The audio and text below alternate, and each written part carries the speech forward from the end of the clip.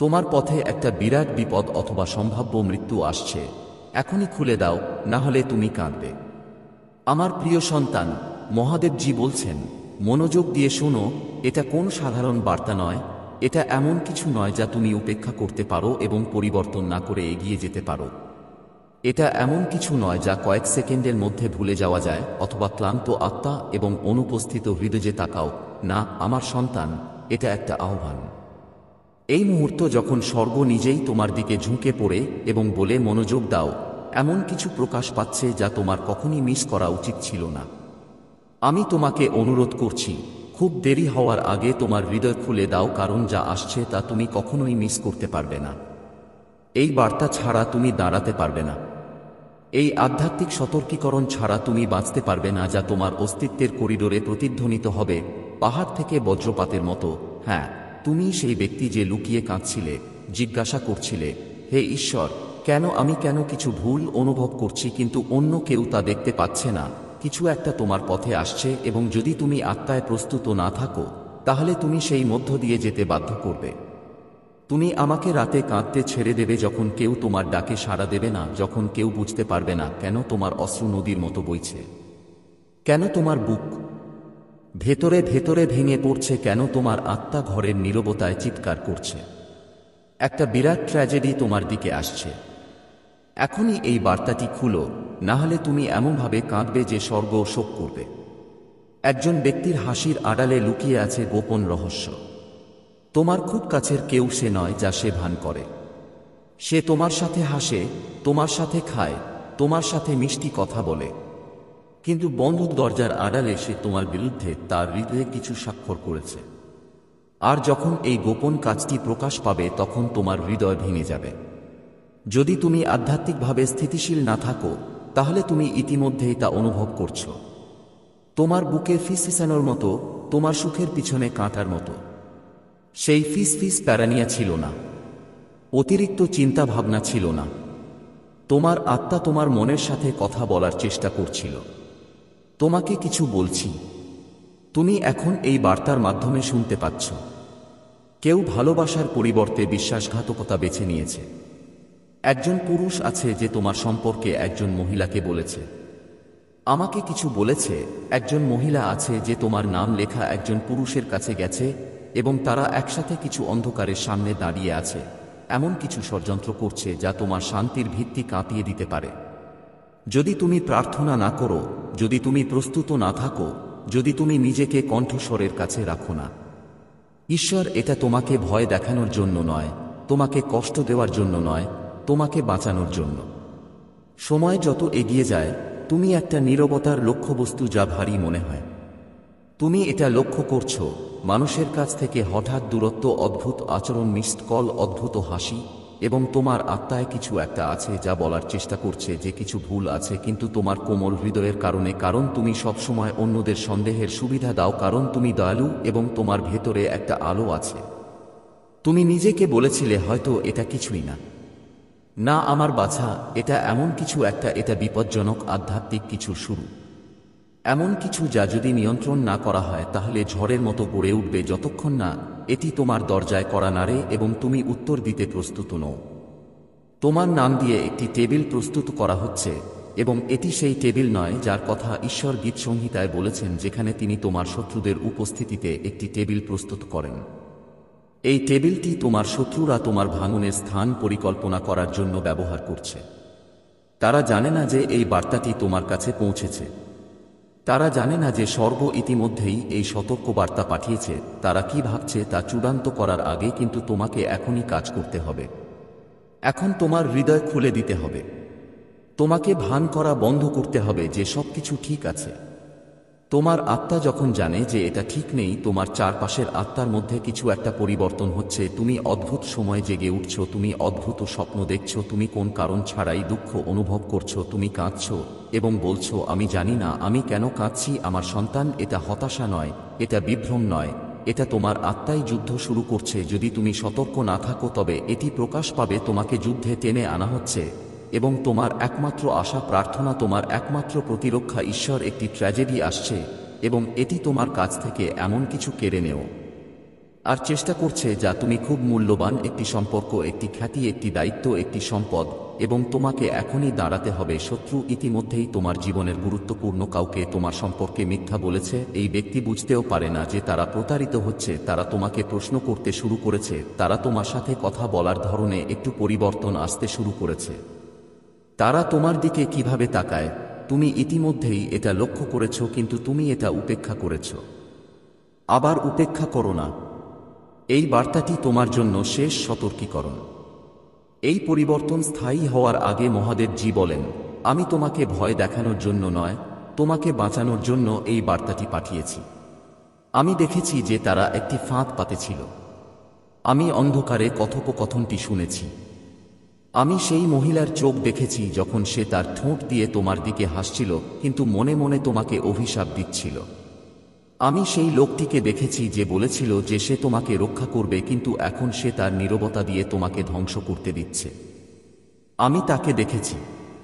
আমি এতে কেঁদেছি, এবং এখন আমি তোমার সাথে কথা বলছি কারণ আমি চাই না যে তুমি অবাক হও। এতে তিনজন জড়িত। একজন ব্যক্তি সবকিছু জানে এবং এখনও তা লুকিয়ে রাখে। একজনের সন্দেহ আছে কিন্তু সে কথা বলতে ভয় পায়। একজনকে পুতুলের মতো ব্যবহার করা হচ্ছে। সে অন্ধ এবং অজ্ঞ, কিন্তু তারা সবাই এমনভাবে সংঘর্ষে লিপ্ত হবে যে হয় তোমার শান্তি ধ্বংস হবে অথবা তুমি গৌরবের মুকুট পরবে। সবকিছু এর উপর নির্ভর করে। আপনি যদি এই বার্তাটিকে উপেক্ষা করেন তবে কিছু ভেঙে যাবে, এবং কখন তা হবে তুমি নিজেকে বলবে, সুযোগ থাকা সত্ত্বেও কেন আমি শুনিনি? যখন আমি সতর্কীকরণ অনুভব করলাম তখন কেন আমি প্রার্থনা করিনি? তুমি এই কথাগুলো মনে রাখবে এবং অশ্রুধারা বইবে, এবং তোমার হৃদয় এমন অনুভব করবে যেন বিশ্বাসঘাতকতার ভারে তা স্পন্দিত হতে পারে না। কিন্তু যদি তুমি শোনো, যদি তুমি নিজেকে খুলে দাও, যদি তুমি এখন ঈশ্বরের দিকে ফিরে যাও এবং বলো, প্রভু সবকিছু প্রকাশ করো এবং আমাকে ঢেকে দাও, এমনকি যদি তারা এগিয়ে আসে, এমনকি যদি তারা চেষ্টা করেও, এমনকি যদি তারা একত্রিত হয়, তবে তা তোমাকে স্পর্শ করবে না। তোমাকে এখনই প্রার্থনা করতে হবে। এখনই নয়, একটি দরজা খুলবে যা তোমার জীবন বদলে দেবে, কিন্তু এটি কেবল তখনই কাজ করবে যখন তুমি সঠিক ভঙ্গিতে দাঁড়িয়ে থাকো। যখন এটি খোলা হবে, অন্যথায় এটি খুব দ্রুত ছড়িয়ে পড়বে এবং তোমার বাড়িতে ঝড় বয়ে আনবে। তোমার পরিবার ক্ষতিগ্রস্ত হবে, তোমার নাম ভুল বলা হবে, তোমার আর্থিক ক্ষতি হতে পারে, তোমার হৃদয়ে রক্তক্ষরণ হতে পারে। ঈশ্বর ইতিমধ্যেই পালানোর পথ তৈরি করছেন, কিন্তু এটি কেবল তাদের জন্য যারা শোনেন, যারা এই মুহূর্তে আত্মসমর্পণ করেন। শোন আমার প্রিয়, কেউ তোমার পিছনে তোমার সম্পর্কে কথা বলছে, এবং তারা যার সাথে কথা বলছে সে এমন একজন যার সাথে তুমি বিশ্বাস করো, এমন কেউ যার তোমার হৃদয় প্রবেশাধিকার আছে। সেই ব্যক্তি যা শুনছে তা বিশ্বাস করতে শুরু করেছে, কারণ শত্রু সন্দেহের বীজ বপন করছে। সন্দেহের বীজ, বিভ্রান্তির বীজ, এবং যদি এই বীজগুলি গজায় তবে তুমি ভাববে কিভাবে তুমি একজন প্রিয়জনকে হারিয়েছ, এবং তাও একটা ফিসফিসারের কারণে। কিন্তু যদি তুমি এখন প্রার্থনা করো তাহলে সেই বীজগুলি শুকিয়ে যাবে। যদি তুমি উপবাস রাখো এবং ঈশ্বরের সন্ধান করো, তোমার চোখ অনেক দেরি হওয়ার আগেই খুলে যাবে। আসন্ন ট্র্যাজেডি আধ্যাত্মিক, কিন্তু এটি প্রাকৃতিক আকারে প্রকাশিত হবে, এবং তুমি দেখতে পাবে যে এটি তোমার সম্পর্ককে প্রভাবিত করবে, তোমার নাম, তোমার পরিকল্পনা, তোমার ঘুম, তোমার শান্তি। কিন্তু যদি তুমি এখন দেরি করো তাহলেই স্বর্গ ইতিমধ্যেই প্রস্তুত। ফেরেশতারা ইতিমধ্যেই ঘোরাফেরা করছে, কিন্তু তারা প্রার্থনার উত্তর দেয়, তারা বিশ্বাসের প্রতি সাড়া দেয়, তারা আনুগত্যের প্রতি সাড়া দেয়। স্বর্গ তা সুরক্ষা জোর করবে না, এটি বিনামূল্যে প্রদান করে, কিন্তু যারা এটি গ্রহণ করার জন্য তাদের হৃদয় স্থির করে তারাই এটি অনুভব করতে পারবে। চলো খুলে দেই আমার সন্তান, আমি জানি তুমি ক্লান্ত, আমি জানি তোমার হৃদয় ক্লান্ত, আমি জানি তুমি জিজ্ঞাসা করেছ কেন সবকিছু সবসময় যুদ্ধ বলে মনে হয়। কারণ তোমার কাছে মূল্যবান কিছু আছে, কারণ তোমাকে নির্বাচিত করা হয়েছে, কারণ তোমার ভাগ্য এত শক্তিশালী যে নরক এটি উপেক্ষা করতে পারে না, এবং সেই কারণেই শত্রু চেষ্টা চালিয়ে যায়। কিন্তু শোনো, তুমি একা নও, তুমি ভুলে যাওনি, এবং তুমি প্রতিরক্ষাহীন নও, কিন্তু তোমাকে জেগে উঠতে হবে। আধ্যাত্মিকভাবে তুমি খুব বেশি নিষ্ক্রিয় ছিলে, যা সম্মুখীন হওয়া উচিত ছিল তার মুখোমুখি হয়। তুমি খুব বেশি ক্ষমাশীল ছিলে, যেখানে তোমার জোরে প্রার্থনা করা উচিত ছিল সেখানে খুব বেশি চুপচাপ ছিলে। কিন্তু এখন নিরাপদে খেলার সময় নয়, এখন ধরে নেওয়ার সময় নয় যে সবকিছু নিজে থেকেই ঠিক হয়ে যাবে। ঝট কাছে ছায়া বইছে, কানহা বাতাস আরও শক্তিশালী হচ্ছে, এবং যদি তুমি এখন না দাঁড়াও তাহলে পরে দাঁড়ানো কঠিন হবে। তোমাকে মহান কিছুর জন্য বেছে নেওয়া হয়েছে, তাই এই সতর্কীকরণকে এত গুরুত্ব সহকারে নেওয়া হচ্ছে যে তোমার এমন একটি আহ্বান আছে যা শত্রুরাও ভয় পায়। তুমি ঠিক কোণার কাছাকাছি সাফল্য পাবে, কিন্তু এই ট্র্যাজেডি এটি থামানোর জন্য পাঠানো হচ্ছে। যদি এটি তোমার উপর পড়ে, তোমার হৃদয় ঠান্ডা হয়ে যাবে, তোমার বিশ্বাস ভেঙে যাবে, তোমার আগুন নিভে যাবে এবং তুমি একই জিনিসে আটকে থাকবে। তুমি সেই জিনিসগুলো থেকে মুখ ফিরিয়ে নিবে যা তোমাকে পরবর্তী মরশুমে নিয়ে যাওয়ার জন্য তৈরি ছিল।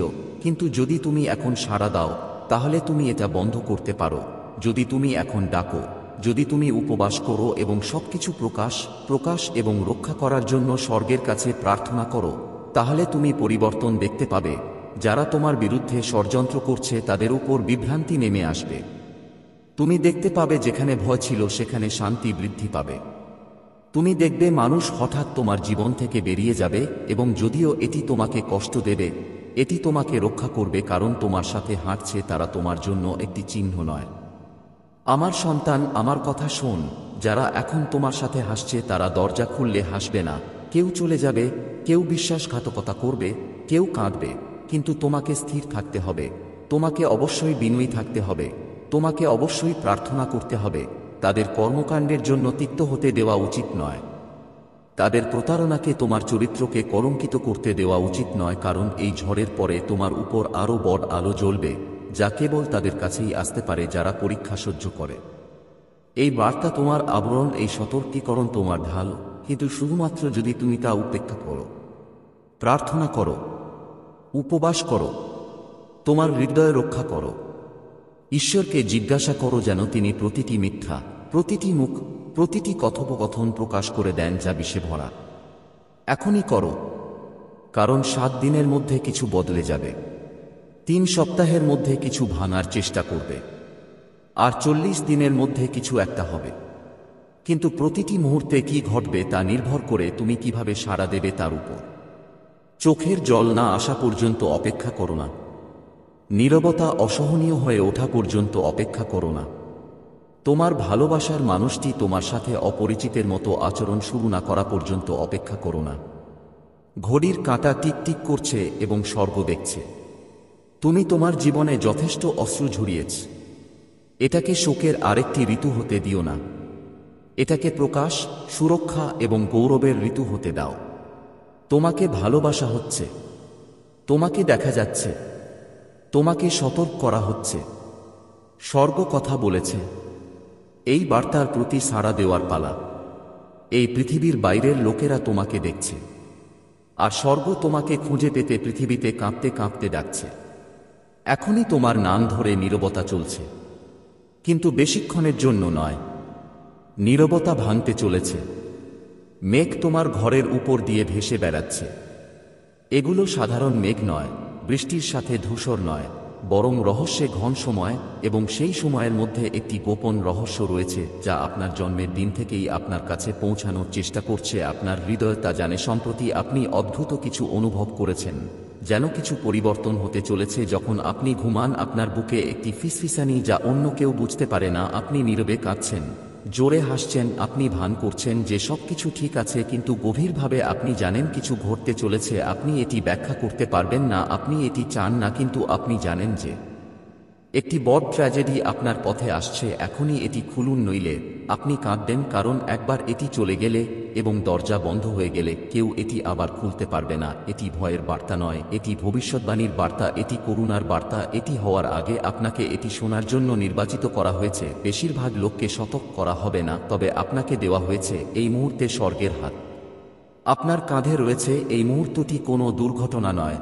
আপনার পড়া কোনো কাকতালীয় ঘটনা নয়। আপনার কাছ থেকে যা লুকানো ছিল তা অবশেষে প্রকাশিত হবে। তারা এমন জায়গায় আপনার নাম বলেছে যেখানে অভিশাপ দেওয়া হয়। তারা আলোচনায় আপনার নাম ব্যবহার করেছে। তারা ভেবেছিলাম তুমি কখনো শুনতে পাবে না, কিন্তু ঈশ্বরের আত্মা ওই কক্ষগুলির উপর ভেসে বেড়াচ্ছিল, এবং এখন সে তোমার উপর ভেসে বেড়াচ্ছে। সেখানে 3 জন লোক আছে। হ্যাঁ, 3 জন। তাদের মধ্যে একজনের উপর তোমার প্রতিচ্ছবি আছে, তাদের মধ্যে একজন তোমার দুর্বলতা জানে, এবং তৃতীয়জন ঈশ্বর তাদের হাত স্পর্শ করতে দেখেছেন যা তোমার নিজস্ব। তারা ভেবেছিল তারা ভুলে গেছে, তারা ভেবেছিল স্বর্গ তাদের উপর নজর রাখছে না, কিন্তু ওহ, স্বর্গ রাগে গর্জে উঠল। তুমি ধৈর্য ধরেছ, খুব ধৈর্য ধরেছ, তুমি এমন জিনিস ক্ষমা করেছ যা অন্যরা কখনোই বলবে না, তুমি শান্তির জন্য চুপ থাকতে বেছে নিয়েছ, তুমি তাদের মিথ্যা বলতে দেখেছ, তোমার সাথে বিশ্বাসঘাতকতা করেছে এবং তবুও তুমি করুণাময় ছিলে। কিন্তু ঈশ্বর ঘোষণা করেছেন যে নীরবতার সময় শেষ। এখন একটি শব্দ উঠছে ঐশ্বরিক রাজ্য থেকে, প্রতিধ্বনি, এটি তোমার আত্মাকে মনোযোগ আকর্ষণ করছে। মনোযোগ সহকারে শুনুন, গভীরভাবে শুনুন। পরবর্তী 7 দিন চিরতরে কিছু বদলে দেবে। ফেরেশতারা অলস থাকে না, তাদের মধ্যে একজনকে তোমার সাথে হাঁটতে পাঠানো হয়েছে, পিছনে বা সামনে নয়, বরং তোমার পাশে। যখন তুমি ঘরে প্রবেশ করবে তখন তুমি ভিন্ন কিছু অনুভব করতে শুরু করবে। যখন তুমি কথা বলবে তখন লোকেরা তোমার কথা স্বাভাবিকের চেয়ে বেশি মনোযোগ সহকারে শুনবে।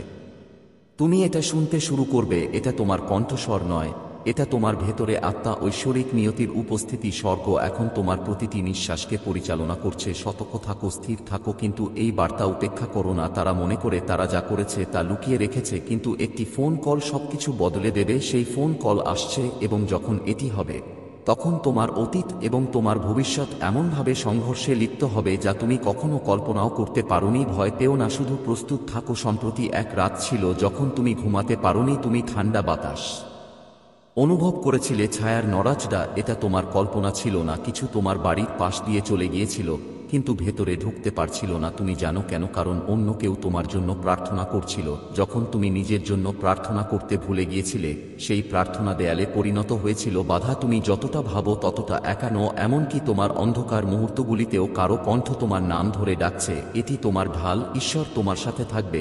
নিশ্চিত থাকুন, কিছুই ভুল হবে না, তুমি নিরাপদে আছো। তোমাকে যা করতে হবে তা হলো ঈশ্বরের উপর আস্থা রাখো এবং তার কাছে প্রার্থনা করো। বিশ্বাস এখনই সে তোমার কাছে এটাই চাইছে, কর্মক্ষমতা নয়, পরিপূর্ণতা না, শুধু বিশ্বাস করো। এমনকি যখন রাত দীর্ঘ হয়, এমনকি যখন মানুষ দূরে সরে যেতে শুরু করে, এমনকি যখন খবরটি অর্থহীন হয়, এমনকি যখন আপনি যে দরজাটি খোলার আশা করেছিলেন তা বন্ধ থাকে, তবুও বিশ্বাস রাখুন যে একটি অদ্ভুত পরিবর্তন ঘটতে চলেছে। যারা আপনাকে উপহাস করছিল তারা শীঘ্রই শান্ত হবে, যারা আপনাকে উপেক্ষা করছিল তারা আপনার কাছে পৌঁছানোর চেষ্টা করবে। কিন্তু মহাদেব জি বলেন, পিছনে ফিরে তাকাবেন না। তিনি যা থেকে আপনাকে মুক্ত করছেন তার দিকে ফিরে যাবেন না। তাদের কথা বলতে দিন, তাদের ফিসিয়ে বলুন, তাদের অবাক হতে দিন। তারা জানেন না যে এখনই আপনার নামে যে তেল ঢেলে দেওয়া হচ্ছে, এবং এটি আপনার নাম, আপনার বন্ধু নয়, আপনার চাচাতো ভাই নয়, আপনার হাতে পবিত্র কিছু অর্পণ করা হচ্ছে। আপনার আধ্যাত্মিক ঐতিহ্যকে অবমূল্যায়ন করবেন না। আপনি এমন একটি বংশ থেকে এসেছেন যা সম্পূর্ণ মানবিক নয়। আপনার রক্তে আগুন রয়েছে যা সেই মুহূর্ত থেকে এসেছে যখন আপনার পূর্বপুরুষরা স্বর্গের কাছে চিৎকার করেছিলেন, এমন একটি ভাষায় যা দানবরা বুঝতে পারে না। আপনি কান্নার ফসল, কেবল জন্মের জন্য নয়। আপনি দুর্বল নন, আপনি ভুলে যাননি। আপনাকে নির্বাচিত করা হয়েছে, কিন্তু সাবধান, এমন একজন মানুষ আছে যার পদচিহ্ন আপনার কাছাকাছি ঘুরছে। তিনি হাসছেন, তিনি ভান করেন, কিন্তু তার একটি উদ্দেশ্য আছে। ঐশ্বরিক রাজ্য এবং ঈশ্বর শত্রু যা থামাতে চাইছে তা থামানোর চেষ্টা করছেন এই মুহূর্তে। খুব তাড়াতাড়ি বিশ্বাস করবেন না শুধুমাত্র কেউ সঠিক কথা বলে বলে আপনার হৃদয় খুলবেন না। ঐশ্বরিক বিচক্ষণতার জন্য প্রার্থনা করুন, আধ্যাত্মিক চোখ দিয়ে দেখার জন্য জিজ্ঞাসা করুন। অনেক আগে আপনি একটি স্বপ্ন দেখেছিলেন, একটি স্বপ্ন যা টুকরো টুকরো হয়ে ফিরে আসে। আপনি বুঝতে পারছেন না কেন এটি এত বাস্তব মনে হয়েছিল, কিন্তু এখানে সত্য, এটি কেবল একটি স্বপ্ন ছিল না, এটি ভবিষ্যতের স্মৃতি ছিল, একটি আভাস। আপনি ইতিমধ্যেই দেখেছেন যে আপনি কোথায় যাচ্ছেন, তাই আপনার বর্তমানের কোনো কিছুই আপনাকে সন্তুষ্ট করে না।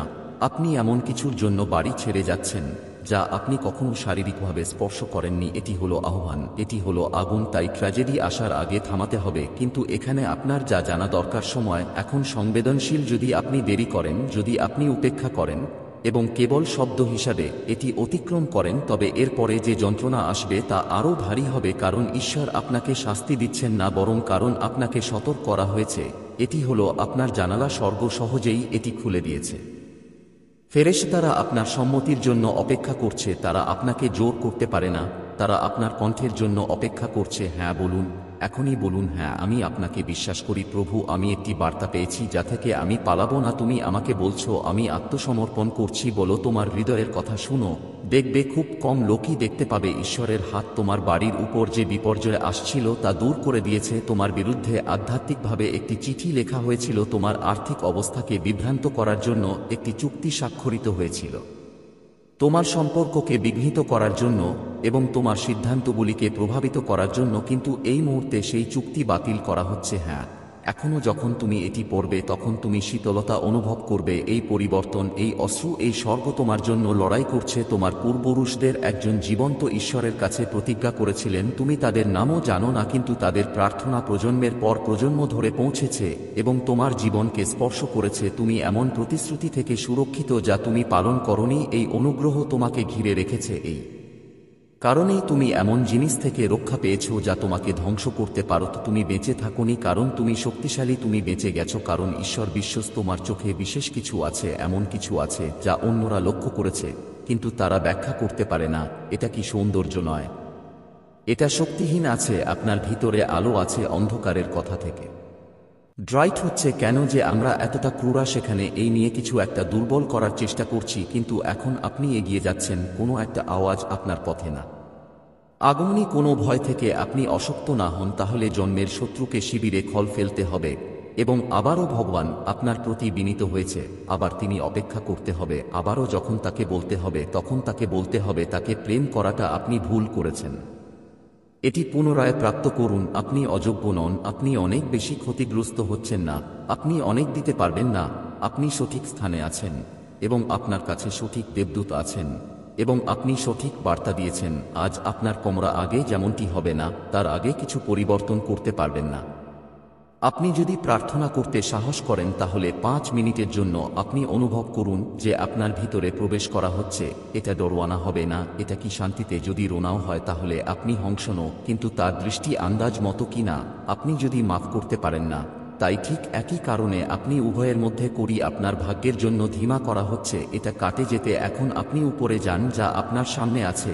তাই তিনি সুন্দর, তাই পবিত্র যে তার মানবিক কথায় কথায় বলা অসম্ভাব্য হয়, কিন্তু যদি আপনি করবাহক থেকে চিপকে যান তাহলে আপনি সেখানে পৌঁছাতে পারবেন না। এক শহরে যেতে হবে আপনাকে, একটি বিষয় যেখানে আপনি সেখানে যেতে হবে না, কিন্তু আপনি যখন আপনার ভিতরে শোয়া হয়েছে কিছু জগত হবে, কিভাবে যাত্রা দেখতে হবে।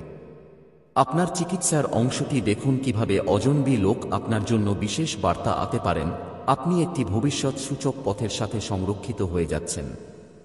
তাকে কিছু কঠিন কথা বলা হয়েছে, কিন্তু আদেশকারিতা তাকে টোল দিয়েছে পুরানো এগিয়ে যাওয়ার মতন। এই নতুন স্রোতে ধীরে ধীরে বলো, গহরাই থেকে ধীরে ধীরে চলো, তাড়াতাড়ি প্রার্থনা কর। এটা বার্তা দেওয়ার জন্য আপনার এইটা নজরদারি না করুন, আপনার ভবিষ্যৎও দেখছি এবং ঈশ্বরও এটা। আমি মহাদেব বলেছি, আমি কষ্ট করেছি, কিন্তু এখন তুমি আমার সাথে চলতে পারো। সব তোমার সিদ্ধান্ত নেওয়ার জন্য তোমার আঁখি বন্ধ করে দাও। আমি ভিতরে বলে, আমি জীবন বেছে নিতে পারবো বলে, আমি বেছে বেছে বেছে বেছে আমার পথ বেছে নিয়েছি। এটা হবে, এটি সামনে দেখুন। এই বার্তাটিতে কিছু করুন যা আপনার জীবনে প্রচুরতা প্রকাশ করতে সাহায্য করুন। সঙ্গীত।